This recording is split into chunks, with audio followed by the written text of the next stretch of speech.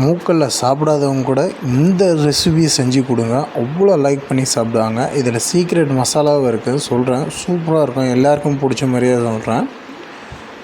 Simple masala தான். வெங்காயம், தக்காளி, இஞ்சி, பூண்டு, ஜீரகமும் பிரியாணி இலையும் போட்டு தாளிக்கணும். அப்புறம் வந்துட்டு மூக்கடலையை நல்லா பாயில் பண்ணி வச்சுருக்கேன்.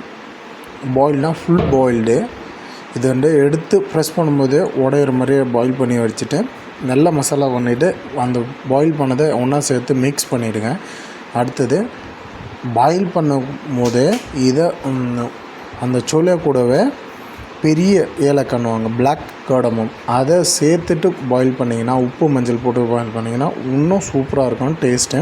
அடுத்தது நல்லா பாயில் பண்ணி மசாலா சேர்த்த உடனே கொஞ்சோண்டு மூக்கடையில் எடுத்து இடித்து போட்டு மிக்ஸ் பண்ணிவிட்டு நல்லா கொதிக்க விட்டிங்கன்னா திக்கான சோளை மசாலா ரெடி ஆகிடும்.